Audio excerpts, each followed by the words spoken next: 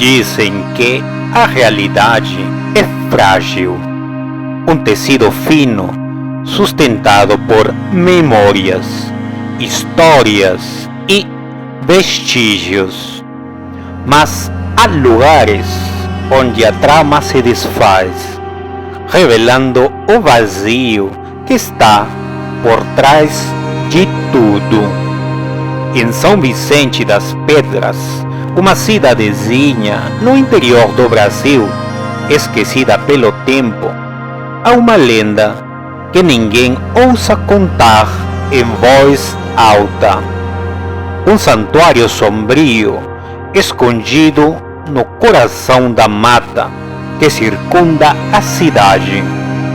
Dizem que aqueles que entram jamais retornam, ou pior, voltam diferentes, como se algo os houvesse desfeito. Lara, Daniel, Jonas e Helena, amigos desde a infância, ouviram as histórias e riram delas. Jovens com sede de aventura não têm medo de lendas. Naquela tarde abafada, seguiram as trilhas da mata, armados apenas com lanternas e coragem. No coração da floresta, encontraram a boca da caverna, um portal de rochas negras, gotejantes com símbolos gravados que pareciam observar. Quando entraram, o ar parecia pesar sobre eles, os corpos se enchendo de um frio que vinha de dentro. Não sabiam que haviam cruzado a fronteira entre o que era real e o que jamais deveria ser tocado. Com passos incertos, adentraram a escuridão. No centro da caverna havia um pedestal de pedra úmida, onde um círculo estava gravado como uma cicatriz nas rochas.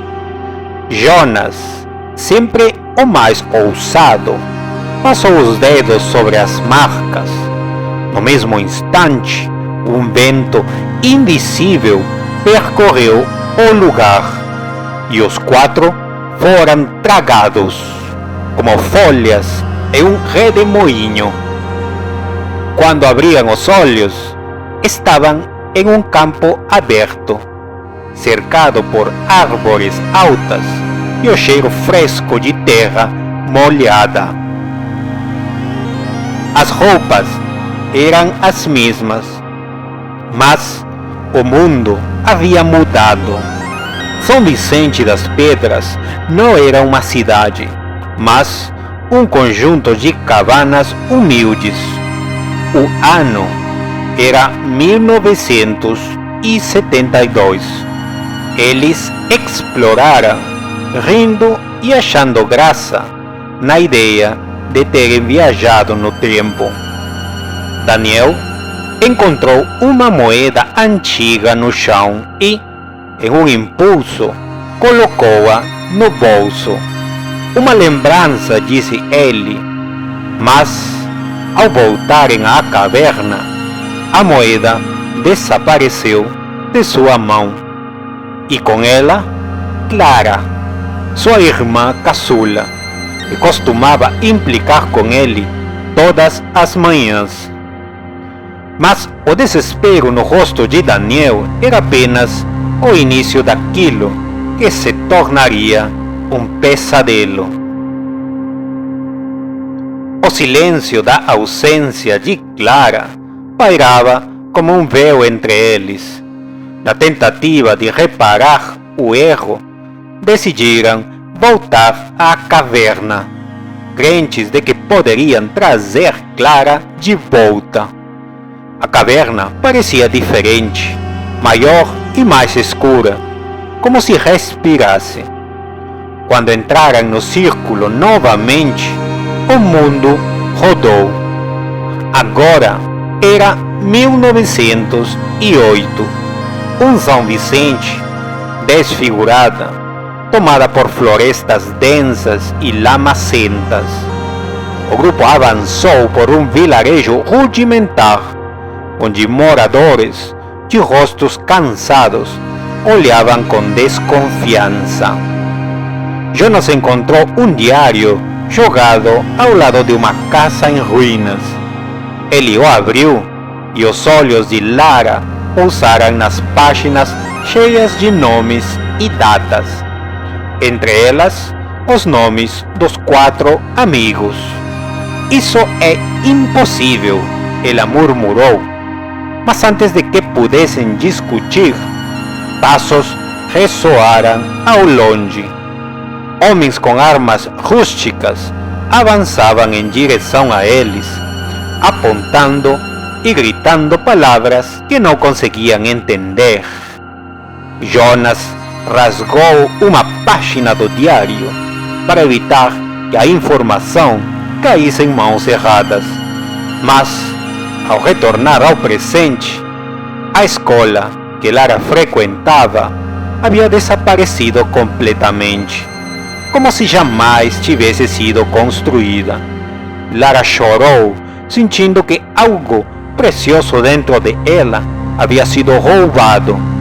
Mas os amigos nada viam além de uma mulher perturbada. Os muros da realidade estavam ruindo, mas a curiosidade os consumia. O terceiro salto os levou a 1850, uma São Vicente em seus primórdios. Casarões antigos se erguiam como vigias de um tempo esquecido. Contudo, havia algo errado. Os moradores olhavam para eles com horror, como se fossem espectros. Helena se afastou do grupo, atraída por uma luz fraca dentro de uma casa. Lá, encontrou um espelho manchado. Ao limpá-lo, viu atrás de si um homem de pele cinzenta e olhos vazios. Ela gritou, mas quando o grupo chegou, o espelho estava intacto, como se nunca tivesse sido tocado. Jonas começou a se queixar de um formigamento, como se seu corpo estivesse desaparecendo. Ele tentou tocar uma janela, mas sua mão atravessou o vidro como se ele não estivesse mais lá. Ao voltarem à caverna, Jonas ficou para trás. No presente, não havia qualquer memória de sua existência, apenas um vago eco de risos distantes. O medo agora os consumia. Lara e Helena discutiam sobre continuar, mas Daniel as convenceu. Temos que resolver isso. Não podemos simplesmente abandonar Jonas. No quarto salto, encontraram uma São Vicente medieval, em ruínas e tomada por trepadeiras. No centro de um largo, pessoas gritavam em volta de uma fogueira. Acusavam uma mulher de feitiçaria. Daniel tentou interferir, mas, ao tocar na mulher, sentiu um frio que parecia congelar sua alma. A mulher olhou nos olhos e murmurou algo antes de desaparecer como fumaça. Daniel gritou e quando Lara o segurou, percebeu que sua mão passava através do braço dele. Daniel era uma sombra, um reflexo desbotado. Eu estou desaparecendo, ele sussurrou, com lágrimas nos olhos. Quando retornaram ao presente, não havia sinal de Daniel. Lara caiu no chão, incapaz de se lembrar completamente do rosto dele. A caverna agora parecia viva. suas paredes pulsando como se um coração gigantesco batesse ao seu redor. No último salto, Lara e Helena foram jogadas em um deserto árido. No horizonte, apenas ruínas esculpidas pelo tempo. Helena encontrou uma pedra com o nome de Lara gravado nela. Aqui jaz Lara, a primeira que ousou romper o tempo. Lara, apavorada, tentou segurar Helena, mas percebeu que a amiga estava desaparecendo. Talvez seja melhor assim, disse Helena, com um sorriso fraco, antes de se desfazer em poeira. Lara, agora completamente sozinha, retornou ao presente, mas encontrou apenas o vazio. A cidade não existia mais, apenas o eco da caverna permanecia. Lara caminhou sozinha pela floresta que uma vez abrigou São Vicente. A cidade havia sido apagada, mas a caverna permanecia, agora com suas paredes repletas de marcas que brilhavam no escuro. O nome dela estava entre os símbolos, gravado centenas de vezes. Ela sabia o que precisava fazer. Entrou na caverna, ciente de que era o último passo de sua existência. Quando atravessou o círculo, sentiu algo a rasgar por dentro. Um grito ecoou, mas não havia ninguém para ouvir. Sua pele começou a rachar como se fosse apenas uma casca vazia. Cada memória, cada sensação foi arrancada de sua mente, uma por uma. Lara tentou lutar, mas não havia força suficiente para resistir ao poder do lugar. Ela caiu de joelhos, vendo seu corpo se desmanchar como areia soprada pelo vento. No final, apenas a caverna permaneceu. As marcas nas paredes brilharam mais intensamente antes de se apagarem, como se tivessem consumado sua fome.